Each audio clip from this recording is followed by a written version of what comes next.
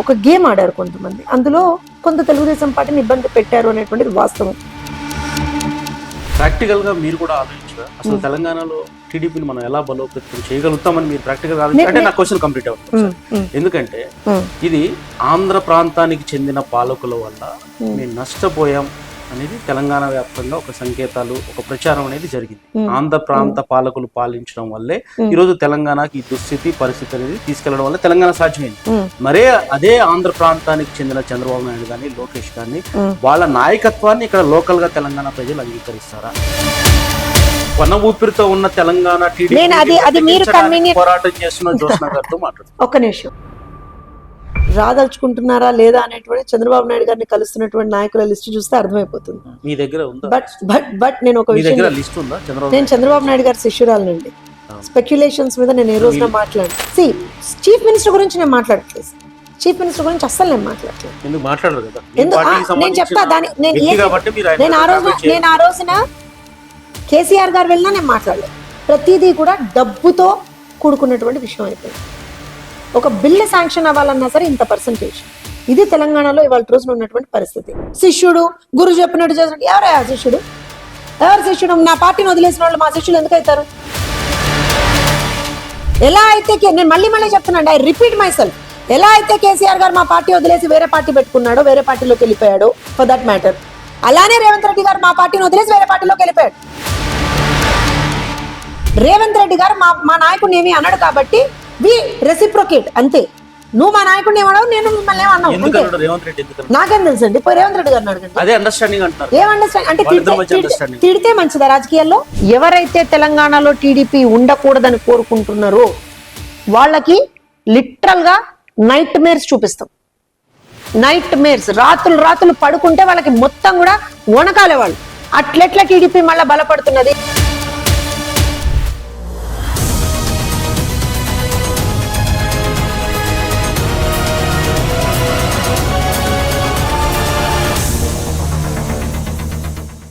మనం ఇటీవల కాలంలో చూస్తున్నాం, తెలంగాణలో కూడా టీడీపీ బలోపేతం చేస్తాం, రాబోయే ఎన్నికల్లో పోటీ చేస్తాం అంటూ కూడా AP CM Chandrababu Naidu comment చేశారు.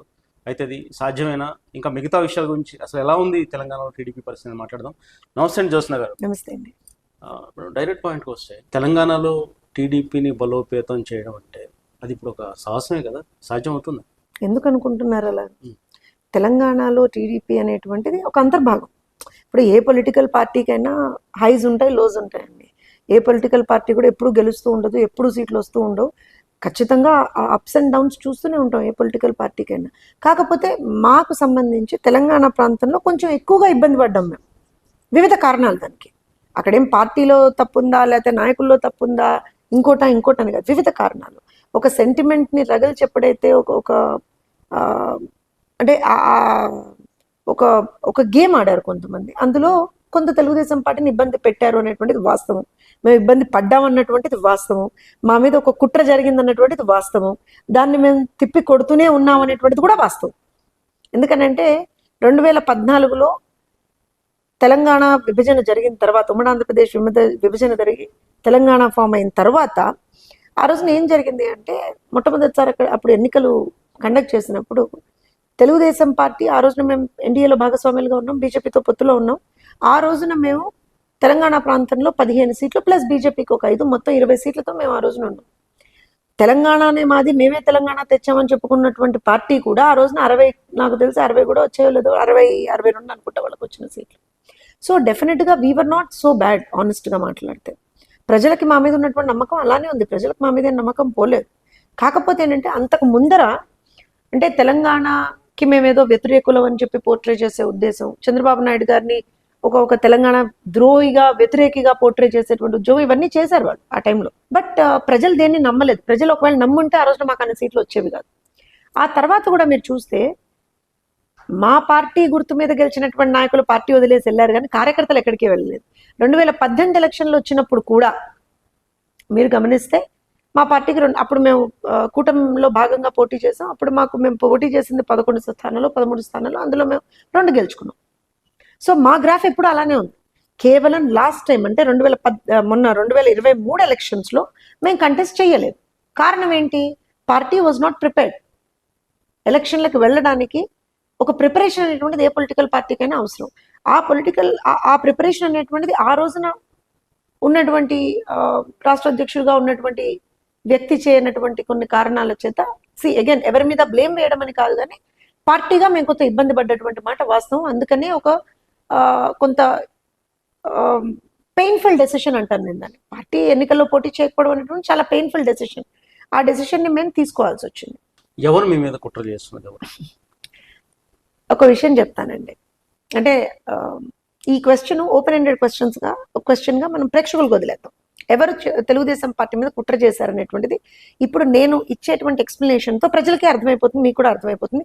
మీ నోట్లోంచి అవును వాళ్ళ అని మీరు అంటారు. ఇప్పుడు మలిదశ ఉద్యమంలో, తెలంగాణ ఉద్యమంలో అందరం ఆ రోజున నేను తెలుగుదేశం పార్టీలోనే, ఇన్ఫాక్ట్ ఏ పొలిటికల్ పార్టీలోనే మన అలాంటి చాలా మంది పార్టీగా ఉన్నాము.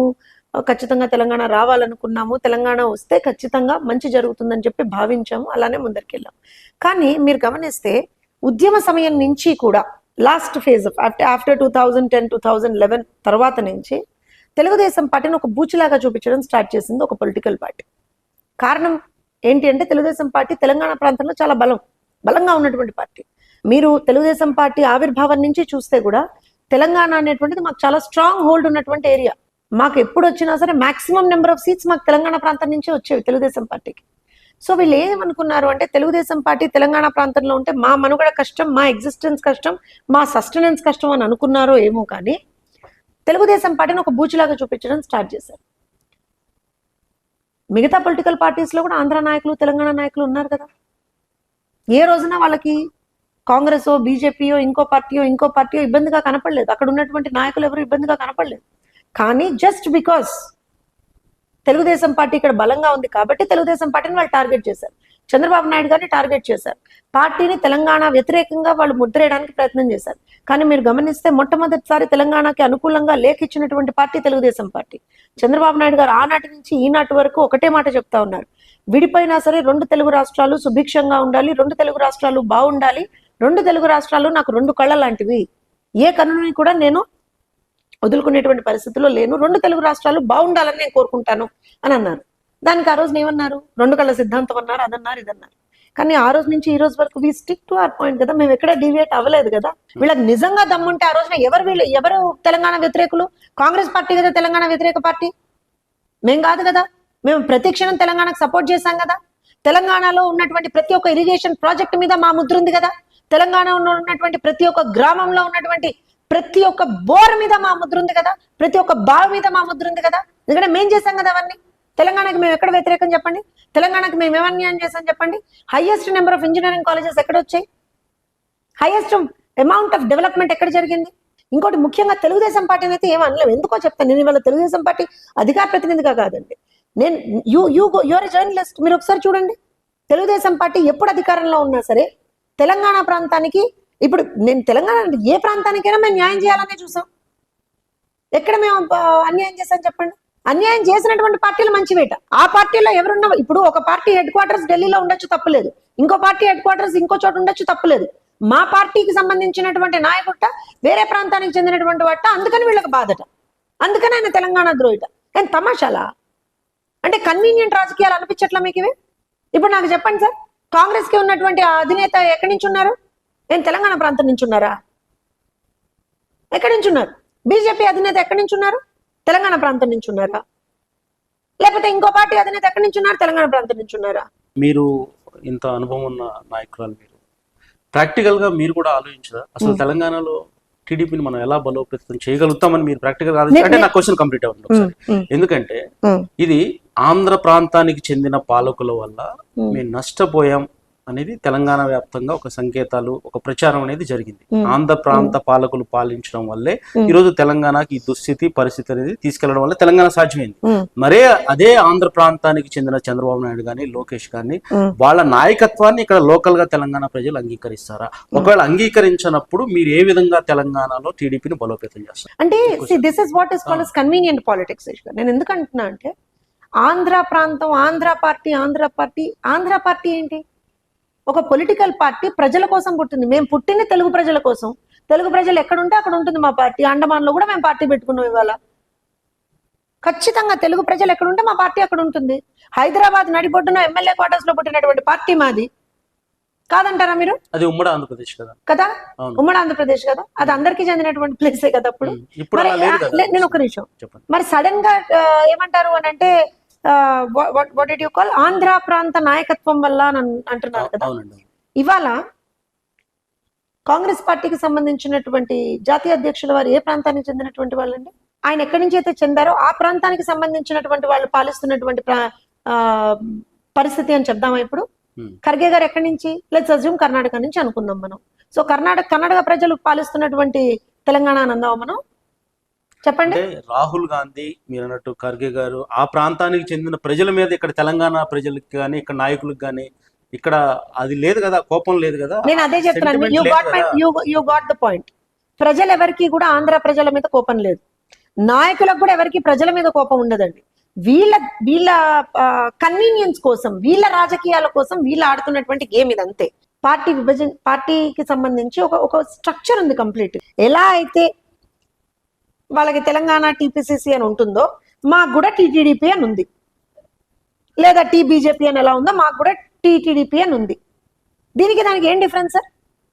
అంటే మీరు కన్వీనియంట్ గా తెలుగుదేశం పార్టీని టార్గెట్ చేస్తున్నారు అనిపించట్లేదా? టీపీసీసీ అన్నారు కదా, ఆ టీపీసీసీ ఏం చెప్పుకుంటుంది అంటే ఈరోజు మేము తెలంగాణ ఇచ్చింది మేమే చెప్పుకుంటాం, అది టీడీపీ చెప్పలేదు కదా. ఎందుకు చెప్పలేదు? తెలంగాణ ఒక్క నిమిషం, నేను అదే చెప్తున్నాను.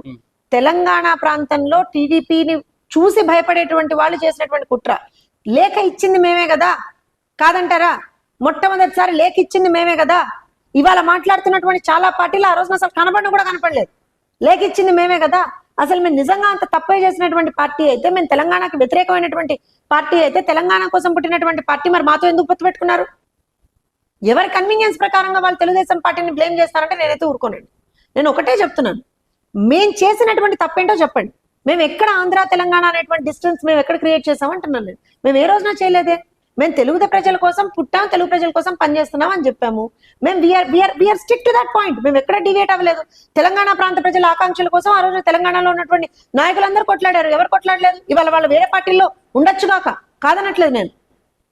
ఇవాళ రాష్ట్రంలో ముఖ్యమంత్రిగా ఉన్నటువంటి రేవంత్ రెడ్డి రేవంత్ రెడ్డి గారు ఆ రోజున మా పార్టీలో ఉండి ఆయన తెలుగుదేశం పార్టీ నుంచే కదా ఏమంటారంటే తెలంగాణ ప్రాంతం కోసం కొట్లాడింది, కాదంటారా మీరు? అలా మాట్లాడితే ఉద్యమకారుల మీద లాఠీలు పట్టుకొని పరిగెత్తించినటువంటి వాడు వాళ్ళ ఏ పార్టీలో ఉన్నాడు? ఎవరు ఎమ్మెల్యే టికెట్ ఇచ్చారు? ఏ పార్టీ ఎమ్మెల్యే టికెట్ ఇచ్చింది? ఉద్యమకారుల మీద రాళ్ళు వేసుకొని కొట్టినటువంటి వాళ్ళు ఇవాళ ఏ పార్టీలో ఉన్నారు?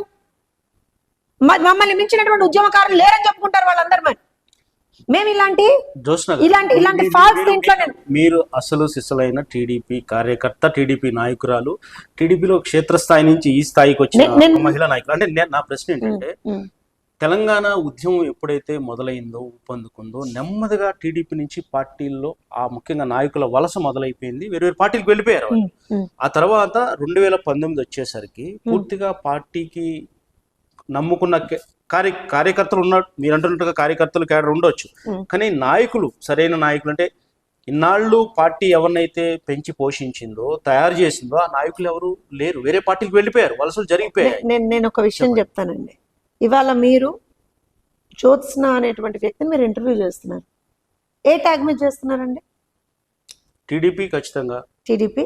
తెలంగాణ ప్రాంతానికి సంబంధించినటువంటి ఒక నాయకురాలు తెలుగుదేశం పార్టీలోనే కదా మీరు చేస్తుంది. అంటే కొన ఊపిరితో ఉన్న తెలంగాణ టీడీపీ అది మీరు పోరాటం చేస్తున్న జ్యోత్స్న గారితో మాట్లాడు. ఒక్క నిమిషం ఒక్కటి చెప్తానండి. ఏ పార్టీ అయినా సరే it goes through rough phases అంటాం మనం. నేను మొదటి నుంచి మీకు చెప్తున్నాను, మా పార్టీ ఇబ్బందుల్లోనే ఉంది, లేదని నేను అనట్లేదు. ఇక్కడ తెలంగాణ ప్రాంతంలో ఇబ్బందుల్లో ఉన్నాం, నాయకత్వ లేమిలో ఉన్నాం మేము. కానీ that does not mean we're not there. Telugu Desam party అనేటువంటిది ఎప్పుడైనా సరే కార్యకర్తల నుంచే నాయకులు పుట్టుకొస్తారండి మా పార్టీలో. I have seen it very clearly. Time పడుతుంది, నేను కాదని అనట్లేదు. మేమేదో ఇవాళ రాత్రికి రాత్రి మేమేదో అత్యద్భుతమైనటువంటి రిజల్ట్స్ ఇచ్చేస్తామని కూడా నేను చెప్పట్లేదు. But the point is, Telangana ప్రాంతంలో తెలుగుదేశం పార్టీ అనేటువంటిది ఒక అంతర్భాగం. ఎవరు ఎన్ని కుట్రలు పన్నారని నేను చెప్తున్నాను. ఆ కుట్రలకి కొంత మేరకు మేము బలయ్యామన్నటువంటి మాట కూడా వాస్తవం అని చెప్తున్నాను. అన్నిటికన్నా ఎక్కువగా కార్యకర్తలు ఇబ్బందులు పడుతున్నారన్నటువంటి మాట కూడా నేను చెప్తున్నాను. కానీ ఏం జరిగినా సరే తెలంగాణ ప్రాంతం నుంచి తెలుగుదేశం పార్టీని తీసేయాలి అనేటువంటి ఒక థాట్ ఏదైతే ఉందో అది ఐ థింక్ ఇంపాసిబుల్. ఇప్పుడు మళ్ళీ చంద్రబాబు నాయుడు అక్కడ ఏపీలో అధికారంలోకి వచ్చారు కాబట్టి మళ్ళీ కొత్త ఉత్సాహంతో ఇక్కడ మీరు పార్టీని బతికించడానికి ప్రయత్నం చేస్తున్నారు. ఇప్పుడు ఆ కేడర్ అంతా కూడా మీరు ఏదైతే బలమైన కార్యకర్తలు ఉన్నారో ఈరోజు టీడీపీకి తెలంగాణ అంటున్నారు, ఇంకా కార్యకర్తలు ఉన్నారా టీడీపీ వెంట? మీరు అన్న పాయింట్ నేను కొంచెం డిఫర్ అవుతానండి. ఇవాళ అక్కడ మేము అధికారంలో ఉన్నాం కాబట్టి ఇక్కడ బలోపేతం చేస్తున్నాం అనేటువంటి తప్పు పాయింట్. ఎందుకో చెప్తాను. మరి గ్యాప్ ఎందుకు ఇచ్చారు? ఏం గ్యాప్ ఇవ్వలేదు. జగన్మోహన్ రెడ్డి అధికారంలో ఏం గ్యాప్ ఇవ్వలేదు. మీరు మర్చిపోయారు, మీరు చూడలేదంటాను నేను. 2019 పార్టీ అక్కడ ఓడిపోయిన తర్వాత 6-7 నెలలు ఆల్మోస్ట్ సంవత్సరం పాటు కొట్లాడి తెలంగాణలో మహిళా కమిషన్ లేకపోతే కొట్లాడి తెచ్చుకున్నటువంటి పార్టీ తెలుగుదేశం పార్టీ. మీరు అన్న పాయింట్ కి ఖమ్మం సభ తర్వాత yes we also noticed difference. Khammam సభ తర్వాత నిజంగా కూడా బ్రహ్మాండంగా రాష్ట్రం నలుమూలగా ఒక 4-5 సభలు పెడదామనేటువంటి ఆలోచన ఉండింది. అదే చంద్రబాబు నాయుడు గారు చెప్పారు కూడా, కానీ he did not implement that. ఎందుకు చేయలేదు అనేటువంటి దాని మీద మాకు కూడా లాస్ట్ వరకు క్లారిటీ రాలేదు. మాలాంటి వాళ్ళం ఎవరైతే మాట్లాడే వాళ్ళమో బీఆర్ఎస్ పార్టీ మీద కావచ్చు, లేకపోతే ప్రభుత్వం చేసేటువంటి తప్పుల మీద ఎవరైతే మాట్లాడే వాళ్ళమో మా గొంతులు కూడా అణిచేసేటువంటి ఒక ప్రయత్నం చేశారు. అప్పుడు రాష్ట్ర నాయకత్వం అప్పుడు చేశారు. కానీ అఫ్ కోర్స్ మాకు జాతీయ నాయకత్వం తోటి ఒక ప్రాపర్ వాళ్ళ నుంచి ప్రాపర్ డైరెక్షన్ ఉండింది కాబట్టి మేము కొంచెం స్ట్రాంగ్ గా వర్క్ చేసుకోగలిగాం. కానీ ఏంటంటే కొంత ఇబ్బందికరమైనటువంటి వాతావరణం నిజంగా కూడా క్రియేట్ చేశారు. కార్యకర్తలకి క్రియేట్ చేశారు, పార్టీలో ఉన్నటువంటి ప్రతి ఒక్కరికి క్రియేట్ చేశారు. తర్వాత ఎప్పుడైతే చంద్రబాబు నాయుడు గారు అరెస్ట్ అయ్యారో అప్పుడు అసలు కంప్లీట్ గా we saw a complete different picture all together. అప్పుడు ఉన్నటువంటి అధ్యక్షుల వారు చేసినటువంటి కొన్ని వర్క్స్ చూస్తే నిజంగా మాకు అనిపించింది probably we're going in the wrong direction ఏమో అని చెప్పి. దాని తర్వాత కూడా ఎప్పుడైతే పార్టీ పోటీ చేయకూడదు అనేటువంటి డెసిషన్ తీసుకున్నారో అది సమిష్టిగా రాష్ట్ర అధ్యక్షుల వారు, జాతీయ అధ్యక్షుల వారు సమిష్టిగా తీసుకున్నటువంటి నిర్ణయం. అక్కడ సమిష్టిగా తీసుకున్నటువంటి నిర్ణయాన్ని తీసుకొని ఇక్కడికి వచ్చి ఎప్పుడైతే బ్లేమ్ లోకేష్ గారి మీద, పార్టీ మీద వెయ్యాలని చూసారో అప్పుడే మాకు అర్థమైపోయింది కోవర్ట్లుగా పనిచేసేటువంటి వాళ్ళ నిజ స్వరూపాలు బయటకు వచ్చాయి. ఏం చేయబోతున్నారు? ఎలా టీడీపీని తెలంగాణలో తిరిగి మళ్ళీ గతంలో ఎలా ఉండేదో ఆ ఉత్తేజం కానీ ఉత్సాహం కానీ ఎలా తీసుకురాబోతారు? ఒకటే అండి, తెలుగుదేశం పార్టీ కార్యకర్తకి ఎప్పుడైనా సరే ఆ జెండా చూస్తే ఒక ధైర్యం వస్తుంది, ఒక ధైర్యం వచ్చేస్తుంది. సో మనం ఇవాళ రోజున ప్రజలతోటి ఎంత వీలైతే అంత మమేకం అవ్వడమే మాకున్నటువంటి ఒక ఎజెండా ఫస్ట్ అండ్ ఫార్మోస్ట్. మీరు అన్నట్టుగా వాళ్ళు రాదలుచుకోవట్లేదు అని అంటే రాదలుచుకుంటున్నారా లేదా అనేటువంటి చంద్రబాబు నాయుడు గారిని కలుస్తున్నటువంటి నాయకుల లిస్ట్ చూస్తే అర్థమైపోతుంది. మీ దగ్గర ఉందా? బట్ నేను ఒక విషయం, నేను చంద్రబాబు నాయుడు గారి శిష్యురాలనండి. స్పెక్యులేషన్స్ మీద నేను ఏ రోజున మాట్లాడి జరిగింది ఏదైనా సరే ట్రూగా ఆన్ పేపర్ వచ్చిన తర్వాత మాట్లాడతాను. ఆ ముందర ఎప్పుడు మాట్లాడు. మీకు ఆ విషయం తెలుసు. నేను అదే చెప్తున్నాను, మీరు మీడియాకి సంబంధించినటువంటి వ్యక్తి, మీరు ఒక సీనియర్ జర్నలిస్ట్, మీకు తెలియంది కాదు, మీరు చూడనటువంటివి కాదు. నేనేమంటాను అని అంటే ఆన్ రికార్డ్, ఆన్ పేపర్ వచ్చిన తర్వాత మాత్రమే జ్యోత్స్న మాట్లాడుతుంది. కానీ తెలుగుదేశం పార్టీ అనేటువంటిది ఖచ్చితంగా తెలంగాణ ప్రాంతంలో చాలా స్ట్రాంగ్ గా కాబోతుంది. కారణాలు ఉన్నాయి దానికి. ఇదేదో నేను ఏమంటారంటే గుడ్డతో చోలబడ్డట్టుగా మాట్లాడటం కాదండి, కారణాలు ఉన్నాయి. ఎందుకనంటే ఇవాళ మీరు గమనిస్తే అంతకు ముందర ఉన్నటువంటి బీఆర్ఎస్ కావచ్చు, ఇవాళ ఉన్నటువంటి కాంగ్రెస్ కావచ్చు, ప్రజల తరఫున ఎవరు మాట్లాడలేదు. ఆ రోజున మనం అంటే మేమే కొట్లాడాం కదా. పోనీ బీఆర్ఎస్ అధికారంలో 10 ఏళ్ళు మేము కొట్లాడాం కదా. మా ప్రాబ్లం ఏంటి ఆ రోజున? ముఖ్యమంత్రి ప్రజలకు అందుబాటులో లేడు, ముఖ్యమంత్రి ప్రజలతో మాట్లాడట్లేదు, ముఖ్యమంత్రి ప్రజలకు ఎక్కడా కూడా వాళ్ళకి అనుకూలంగా ఏమీ చెయ్యట్లేదు. ప్లస్ మంత్రులు ఎవరికి కూడా ఒక ఏమంటారు అని అంటే వాళ్ళ దే ఆర్ నాట్ అప్రోచబుల్ అనేటువంటిది ఒకటి ఉంటుంది. దాంతో పాటుగా కరప్షన్ అనేటువంటి చాలా హై లెవెల్స్ లో ఉంది, అవినీతి చాలా హై లెవెల్స్ లో ఉంది అనేటువంటిది ఆ రోజున మేము చేసినటువంటి ఒక ఫైండింగ్, మేము చూసినటువంటి ఫైండింగ్, మేము చేసినటువంటి ఒక ఆరోపణ. కానీ మీరు చూస్తే 1.5-2 సంవత్సరాలు అయిపోతుందేమో నాకు తెలిసి, 1.5 year పైబడిపోతుంది కాంగ్రెస్ అధికారంలోకి వచ్చి. I think we're seeing no difference. ఇవాళకి కూడా సాంఘిక సంక్షేమ హాస్టల్లో పిల్లలకి పురుగులన్నాలే పెడుతున్నారు, ఆడపిల్లల మీద అఘాయిత్యాలు అలానే జరుగుతున్నాయి. ఇవాళకి కూడా దుబారా ఖర్చులు ఏవైతే ఆ రోజున మనం అన్నాం కదా, కుటుంబ పాలన నడుస్తోంది, ఇష్టారీతన ఖర్చు పెడుతున్నారు, డబ్బులు ఎవరి నుంచి వచ్చాయి, ప్రజాధనం దుర్వినియోగం చేస్తున్నారు అన్నారు. ఇవాళ మంత్రులతో సహా హెలికాప్టర్లలో తిరుగుతున్నారు. కారణం ఏంటండి? ఇవాళ తెలంగాణ ప్రాంతంలో ఒక ప్రాంతం నుంచి ఇంకో ప్రాంతానికి వెళ్ళాలి అని అంటే మనకి ఎంత సమయం పడుతుంది, ఎంత ఎవెన్యూస్ ఎంత ఉన్నాయి. చీఫ్ మినిస్టర్ గురించి నేను మాట్లాడట్లేదు సార్, చీఫ్ మినిస్టర్ గురించి అస్సలు నేను మాట్లాడట్లేదు. ఎందుకు మాట్లాడరు కదా?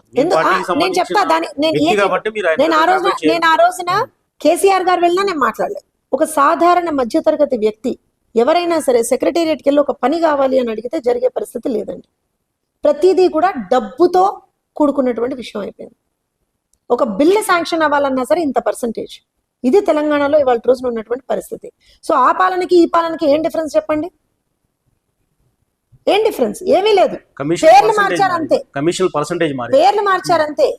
అంతకు మించినటువంటి డిఫరెన్స్ ఏం నాకు కనపడట్లేదు.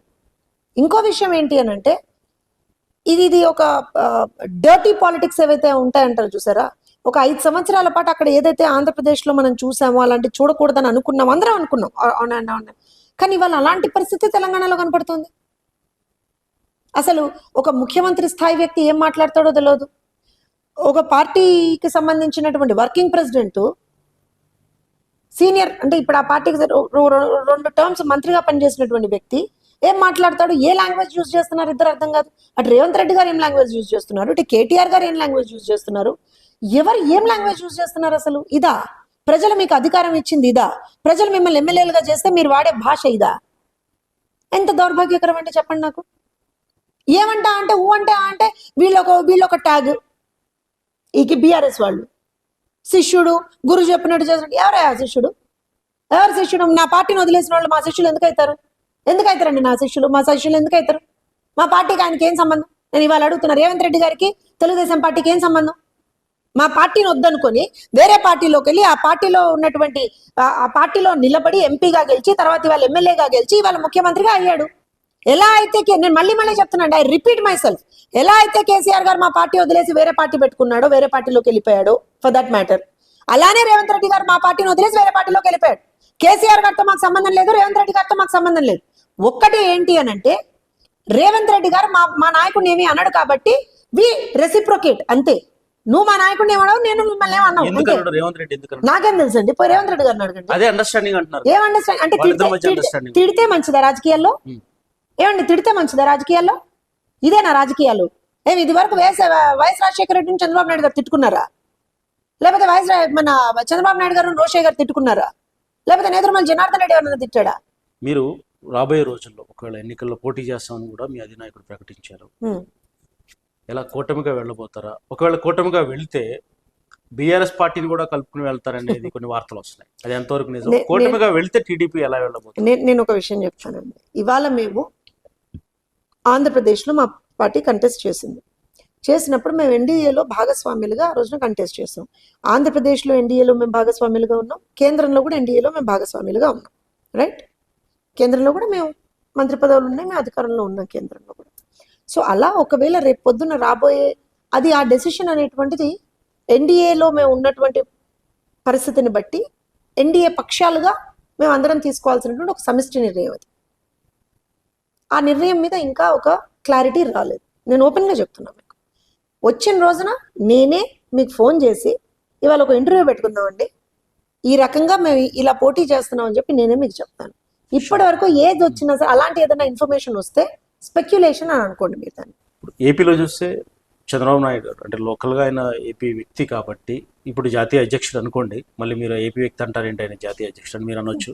కానీ ఇంకొక విషయం, అలాగా ఇప్పుడు కేసీఆర్ ఉన్నారు తెలంగాణలో, కేసీఆర్ కటౌట్తో పార్టీ నడుస్తుంది. రేవంత్ రెడ్డికి మాస్ లీడర్ అధికారంలోకి తీసుకొచ్చారు కాంగ్రెస్ పార్టీ. అలా తెలంగాణలో ముఖ్యంగా టీడీపీకి అలాంటి నాయకుడు ఉన్నారా? ఉంటే ఎవరున్నారు? డెఫినెట్గా ఇవాళ మీరు అన్నటువంటి క్వశ్చన్కి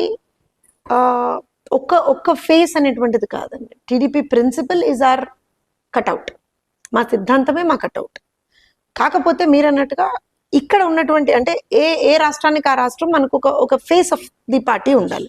సో దాని మీద ఇవాళ వర్కౌట్ జరుగుతుంది. నాకు తెలిసి రాబోయే రోజుల్లో you will get the answer for that also. ఎందుకంటే ఇక్కడ మా రాష్ట్ర కమిటీని ఏర్పాటు చేయడం కావచ్చు, అవన్నీ కూడా వెరీ ఫాస్ట్గా జరుగుతున్నాయి. యాక్చువల్గా ఆ కసరత్తు జరుగుతుంది. నాకు తెలిసి రాబోయే కొన్ని రోజుల్లోనే ఒక 1-2 వీక్స్లోనే మీకు will get the entire picture of TDP. So అప్పటి వరకు అయితే కొంచెం ఆగాల్సినటువంటి వెయిట్ చేయాలి. వెయిట్ చేయాలి. అంటే see, ఇప్పుడు కటౌట్ ఎవరిని తెలియడం కోసం ఇప్పుడు కాంగ్రెస్ వాళ్ళు రాహుల్ గాంధీ కటౌట్ పెట్టుకుంటారు, స్టేట్ లో ఇంకో కటౌట్ పెడతారు. సరే, ఇవాళ రేవంత్ రెడ్డి గారు కావచ్చు, అంతకుముందర ఇంకోళ్ళు కావచ్చు, అంతకుముందర అలానే ఇక్కడ రాష్ట్రంలోకి సంబంధించి ఒక ఫేస్ ఏంటి అనేటువంటిది కూడా దొరికింది ఆ కటౌట్. ఎందుకు దొరకదండి? ఇప్పుడు నేను ఒక విషయం అడుగుతా మిమ్మల్ని. ఇవాళ మా పార్టీలో ఉన్నటువంటి పరిస్థితి ఏంటంటే డెఫినెట్ గా నాయకత్వం ఏముందని నేను మీకు చెప్పాను. ఎందుకంటే all the leaders from my party have migrated to other parties. So either we have to get them back who fits in to the party. వెళ్ళి మమ్మల్ని తిట్టి నాన్న బూతులు తిట్టిన వాళ్ళని తెచ్చుకోవాలి అంటే కాదు, అది మా కాన్షియస్ ఒప్పుకోదు. చంద్రబాబు నాయుడు గారిని తిట్టిన ఎవరు కూడా మా పార్టీలో రావడానికి మేము ఒప్పుకోం. కాంగ్రెస్ పార్టీ అధికారంలో ఉంది. కాంగ్రెస్ పార్టీ చేసే తప్పులు కానీ ఏవైతే ఉన్నాయో ఆ కేసులు కానీ వ్యవహారం అక్రమాల గురించి మాట్లాడడానికి బీఆర్ఎస్ ఉంది. కొన్ని బీఆర్ఎస్ వ్యవహారాలని మాట్లాడడానికి ఇంకో పార్టీ ఉంది. ఇక్కడ స్పేస్ టీడీపీకి తెలంగాణలో ఉందా? టీడీపీ అవసరం తెలంగాణ ప్రజలకు ఉందా? టీడీపీ అవసరం 1000% తెలంగాణ ప్రజలకు ఉంది. ఎందుకు అనంటే ఇవాల్టి రోజున అసలు టీడీపీ ఆవిర్భావం ఎందుకు జరిగిందండి? ఆ రోజున ప్రజల కోసం మేము పుట్టాం, బడుగు బలహీన వర్గాల కోసం, మైనారిటీల కోసం, మహిళల కోసం మేము పుట్టాం. ఇవాళ అధికారంలో ఉన్నటువంటి ఏ పార్టీ కూడా, అంతకు ముందర బీఆర్ఎస్, ఇవాళ కాంగ్రెస్, ఎవరు కూడా వాళ్ళని పట్టించుకోవట్లేదే. సో మళ్ళీ వాళ్ళని పట్టించుకోవాలి, ఆ సెక్టర్ ఆఫ్ పీపుల్ ని మళ్ళీ చూసుకోవాలి, వాళ్ళకి మళ్ళీ అన్ని రకాలుగా అవకాశాలు కల్పించాలంటే ఎవరు రావాలి? తెలుగుదేశమే రావాలి కదా. నేను వరంగల్ బిడ్డనండి. నేను పుట్టింది పెరిగింది చదువుకుంది వరంగల్. మరి మీ భాష ఆంధ్ర ప్రాంత భాషలాగా అనిపిస్తుంది. ఎందుకు అనిపిస్తుంది? ఇప్పుడు మీరు ఒక మాట చెప్తాను, నేను ఎవరైనా సరే భాష అంటే నేను I'm just telling you for example, మనం అడాప్ట్ అవర్ సెల్వ్స్. ఇప్పుడు నేను నిజంగా కూడా మారుమూల ప్రాంతాల్లోకి వెళ్ళాను అనుకోండి, Telangana, which I do regular basis. I go to villages. నా వర్క్ అంతా నేను I do quite sitting there. వెళ్ళినప్పుడల్లా నేను ఖచ్చితంగా వాళ్ళ భాషలో, వాళ్ళ మాండలికలోనే మాట్లాడతాను. ఇప్పుడు పూర్తి స్థాయి కేడర్ ఇంకా సిద్ధం, ఎప్పటిలోపు సిద్ధం. నేను మీకు చెప్తున్నా, స్థానిక సంస్థల ఎన్నికలు వచ్చేటప్పటికి, ప్లస్ ఎస్పెషల్లీ జిహెచ్ఎంసీ వచ్చేటప్పటికి, you will see a completely revived TDP. ఎవరైతే తెలంగాణ, నేను మళ్ళీ చెప్తున్నాను, ఇది కొంచెం గట్టిగా ఘాటుగా చెప్తాను నేను, ఎవరైతే తెలంగాణలో టీడీపీ ఉండకూడదని కోరుకుంటున్నారో వాళ్ళకి లిటరల్ గా నైట్ మేర్స్ చూపిస్తాం. నైట్ మేర్స్, రాత్రులు పడుకుంటే వాళ్ళకి మొత్తం కూడా వణకాలే వాళ్ళు. అట్లెట్లా టీడీపీ మళ్ళీ బలపడుతున్నది, అట్లెట్లా టీడీపీ మళ్ళీ బలపడుతున్నది అని వణకాలే వాళ్ళు. అలాంటి రోజులు చూపిస్తాం. ఎందుకు అనంటే ఇదేదో మాకు ఎవరి మీద కోపం కాదు, ఏ పార్టీ మీద కోపం కాదు. ప్రజలకి ఇవాళ మా అవసరం ఉంది, మేము వస్తాం. ప్రజలకు ఏ రోజున మా అవసరం ఉంటే వాళ్ళు మేము ప్రజల కోసం నిలబడ్డాం. మేము అధికారంలో ఉన్నా నిలబడ్డాం, అధికారంలో లేకపోయినా నిలబడ్డాం. ఇవాళ తెలంగాణ ప్రాంతంలో మా అవసరం ఉంది. ప్రజల పక్షాన పోరాటం చేసేటువంటి పార్టీ ప్రజలకు కావాలి. ఎవరికి వాళ్ళు సెంటిమెంట్ తోటి ఒకళ్ళు ఇంకోళ్ళతో ఒకళ్ళు రాజకీయం చేస్తా అంటే నడవదు. ప్రజా రాజకీయం కావాలి తెలంగాణలో. అది కేవలం తెలుగుదేశం పార్టీ మాత్రమే చేయగలుగుతుంది, ఇంకే పార్టీ చేయలేదు. ఒకళ్ళేమో సెంటిమెంట్ అడ్డం పెట్టుకొని రాజకీయాలు చేస్తారు, ఇంకోళ్ళేమో విగ్రహాలను అడ్డం పెట్టుకొని రాజకీయాలు చేస్తారు. ఇదా రాజకీయం అంటే? సాధారణ పౌరుడు గురించి ఒక్కళ్ళు ఆలోచించేవాళ్ళు లేరు. ఒక్కళ్ళు 10 సంవత్సరాల నుంచి ఇప్పుడు 11.5 సంవత్సరం తెలంగాణ ప్రస్థానంలో ఇన్నేళ్లు జరిగిపోయింది. ఇప్పటికీ పిల్లలు అదే ఇబ్బందులు పడుతున్నారు. ఇప్పటికీ నిరుద్యోగులు రోడ్ల మీదకి వచ్చి కొట్లాడుతున్నారు. నిన్ననే కదండి, మీరే చూసారు, మీరు కవర్ చేశారు కదా. అది నిరుద్యోగులు రోడ్ల మీదకి వచ్చి మాకు ఉద్యోగాలు లేవని నెత్తినోరు బాదుకుంటున్నారు. ఏం చేశారు? ఏ ప్రభుత్వం ఏం చేసింది ప్రజల కోసం? ఇంకా అదే ప్రజలేమో వీళ్ళ ముందర వచ్చి బిచ్చగాళ్ళ చేతులు పట్టుకొని నిలబడాలనా, చేతులు జాచుకొని నిలబడాలనా? ఒకళ్ళేమో నేను పైసలు ఇస్తున్నా అంటారు, ఇంకోళ్ళేమో మేము ఇల్లు ఇస్తున్నా అంటారు. ఏంది? ప్రజలకు రావాల్సినటువంటి ఏవి మీరు ఇవ్వకుండా ప్రజలతోటి తమాషాలు ఆడుతుండ్రా? ఇవన్నిటినీ క్వశ్చన్ చేయడానికే టీడీపీ ఉంది. క్వశ్చన్ చేసి తీరుతాం. ఇవాళకే నేను క్వశ్చన్ చేస్తున్నా. మీరు అన్నట్టుగా ప్రాబబ్లీ ఒక్కొక్కసారి కొంత వాయిస్ మాది లోగా ఉండొచ్చు, because we have lesser people కాబట్టి కొంత వాయిస్ లోగా అనిపిస్తుండొచ్చు. కానీ it does not mean we're not there. ఈ జెండాని చూసి గుండె ధైర్యం వచ్చేవాళ్ళు కొన్ని లక్షల మంది ఉన్నారు. ఆ లక్షల మంది కోసం మేము నిలబడాలి కదా. ఇవాళ రోజున ఏ మారుమూల ప్రాంతంలో కూడా ఇవాళ రోజున ఒక చిన్న ఇబ్బంది ఉంది అని అంటే తెలుగుదేశం పార్టీ గురించే చూస్తారు వాళ్ళు. సో ఖచ్చితంగా వీఆర్ హియర్ ఫర్ పీపుల్ అండి. ఎవరు ఎన్ని కుట్రలు పన్నినా మీరు రాసి పెట్టుకోండి. మళ్ళీ నాకు తెలిసి let's set after some time, కొన్ని నెలల తర్వాత మళ్ళీ కూర్చుందాం, ఇంటర్వ్యూ చేద్దాము. ఇప్పుడు నేను ఈ కుర్చీలో కూర్చున్నా అండి. మీరు ఎందుకు పిలిచారు నన్ను? తెలుగుదేశం పార్టీ అధికార ప్రతినిధిగా కూర్చోబెట్టి నన్ను కొన్ని ప్రశ్నలు అడుగుతున్నారు. నేను ఏం తప్పు మాట్లాడినా ఈ కుర్చీకి అవమానం, నాకున్నటువంటి పొజిషన్కి అవమానం. అది కూడా గుర్తించలేనటువంటి వాళ్ళు ఇవాళ రోజున ఇష్టారీతను, అంటే ఇప్పుడు నన్ను జైలు వేసినావు కాబట్టి నిన్ను జైలు వేస్తా, ఇదా రాజకీయం? ఇదా? కాదు కదా. అదే జరుగుతుందా తెలంగాణలో? నేనేమంటున్నా అంటే ఇప్పుడు జరుగుతుందా జరగట్లేదా అని కాదు, అసలు ప్రజా సమస్యలు గాలికి వదిలేశారు అంటున్నా. ప్రజా సమస్యలు అసలు గాలికి వదిలేశారు, వీళ్ళు వదిలేశారు, వాళ్ళు వదిలేశారు. రోజుకు ఒక పంచాయతీ వీళ్ళదే నడుస్తున్నది. పనికి వాళ్ళ పంచాయతీలు అంటాం మేము దీన్నైతే, మీరేమని అనుకోండి. చంద్రబాబు నాయుడు గారు ఇక్కడ తెలంగాణలో టీడీపీ విషయాల మీద రీసెంట్ గా మాట్లాడారు, ఏం చెప్తుంటారు ఆయన? సహజంగా మీకు ఆయన ఏ విధంగా గైడ్ చేస్తుంటారు? ఒకటండి, చంద్రబాబు నాయుడు గారు ఎప్పుడైనా నేను పార్టీలోకి ముందర వచ్చిన తర్వాత ఇప్పటికీ మొన్న కూడా నేను ఆయన కలిసినప్పుడు నేను ఒకటే మాట చెప్తాను, జస్ట్ కీప్ వర్కింగ్. ప్రజల పక్షాన మీరు ఏం చేయగలరో అది చేయండి. మనం ఎవరికి భయపడాల్సినటువంటి అవసరం లేదు, ఎవరిని వెనకేసుకు రావాల్సినటువంటి అవసరం లేదు. తప్పు చేస్తే తప్పనాలి, మంచి చేస్తే పొగడాలి. ఈవెన్ ఇవాళ కాంగ్రెస్ ప్రభుత్వం చేసేటువంటి మంచి పనులను నేను పొగడను అని నేను అన్నాను, కానీ తప్పు చేస్తే మాత్రం ప్రశ్నిస్తాను. అది మా పార్టీ సిద్ధాంతం. అదే చంద్రబాబు నాయుడు గారు మాకు నేర్పిస్తారు. దాంతో పాటుగా ఆయన ఒక మాట ఎప్పుడూ చెప్తారు, నేను ముఖ్యంగా తెలంగాణ ప్రాంత నాయకులకి ఆయన ఈ మాట ఎప్పుడూ చెప్తుంటారు, క్రైసిస్ నుంచి ఆపర్చునిటీస్ వస్తాయి, సంక్షోభం నుంచి ఎప్పుడు కూడా మనకు అవకాశాలు పుట్టుకొస్తుంటాయి. ఇవాళ పార్టీ సంక్షోభంలో ఉంది తెలంగాణ, నిజంగా అందులో డౌట్ లేదు. దీని నుంచి అవకాశాలు పుట్టుకొస్తాయి, వాటిని మనం ఖచ్చితంగా యూజ్ చేయాలి, యూజ్ చేసుకోవాలి. చేసుకొని పార్టీని ఉన్నతమైనటువంటి స్థాయిలో పెట్టగలిగితే, పార్టీ ఫస్ట్ అండి, పీపుల్ ఫస్ట్, పార్టీ ఫస్ట్, తర్వాత మేము ఎవరైనా సరే. ఇవాళ నా గుర్తింపు తెలుగుదేశం. జ్యోత్స్న అంటే ఒక 10 మందికి తెలిసిందే తెలుగుదేశం పార్టీ వల్ల. ఇంతకు మించినటువంటి గుర్తింపు ఏది ఉండదు, ఎవరికీ ఉండదు. లోకేష్ గారు ఎప్పుడన్నా మాట్లాడతారు తెలంగాణలో ఏ విధంగా డెఫినెట్ గా లోకేష్ ఆయన ఏ విధంగా గైడ్ చేస్తారు? ఆయన చాలా, లోకేష్ గారిది చాలా మెటిక్యులస్ ప్లానింగ్ ఉంటుందండి. ఆయన ఏమంటారు అని అంటే ఏదో వచ్చేసి ఇట్లా చెప్పేస్తే వినరు ఆయన. So he needs facts, he needs figures, he need numbers. ఇలా ఉంది అంటే మనకన్నా ఎక్కువగా ఆయనకు చాలా అవగాహన ఉంటుందండి. ఇన్ టర్మ్స్ ఆఫ్ మనం అనుకుంటాం తెలంగాణ గురించి ఏమైనా పట్టించుకుంటారా లేదా అని అనుకుంటాం, కానీ as the national general secretary for the party, ఆయన పార్టీ జాతీయ ప్రధాన కార్యదర్శి. సో ఆయన కంటిన్యూస్ గా అసలు ఎలా ఉంది పార్టీ, ఏ రకంగా మనం పార్టీని అప్లిఫ్ట్ చేసుకోవచ్చు, he always talks about it. మాకు ప్రాపర్ గైడెన్స్ ఇద్దరు ఎప్పుడు ఇస్తూ ఉంటారు. ఒకటే చెప్తారండి ఇద్దరు, అటు చంద్రబాబు నాయుడు గారు లోకేష్ గారిని ఒకటే మాట చెప్తారు, ఓడిపోయాం కదా అని ఎక్కడా కూడా మనం డల్ అవ్వకూడదు. ఇవాళ మనం అనుకున్నంత మేరలో మనం పర్ఫామ్ చేయలేకపోతున్నాం కదా అనేది కూడా మనం అనుకోకూడదు. Every day is not hours, but tomorrow is always hours. ఇవాళ మన రోజు కాకపోతుండొచ్చు, కానీ రేపటి రోజు ఖచ్చితంగా మనది. మొత్తానికి జ్యోత్స్న గారి జోష్ చూస్తుంటే ఖచ్చితంగా తెలంగాణలో టీడీపీ బలోపేతం అవుతుంది. అవును, క్లిష్ట పరిస్థితిని ఈరోజు మేము ఎదుర్కొంటున్నాము, స్థానికేతర అనే సమస్య కూడా ఎదుర్కొంటున్నాం, కానీ ఖచ్చితంగా ప్రజలకు టీడీపీ అవసరం తెలంగాణలో ఉంది, తిరిగి టీడీపీ తెలంగాణలో పుంజుకుంటుంది అంటున్నారు జ్యోత్స్న గారు. శేష విపి దేశం, హైదరాబాద్.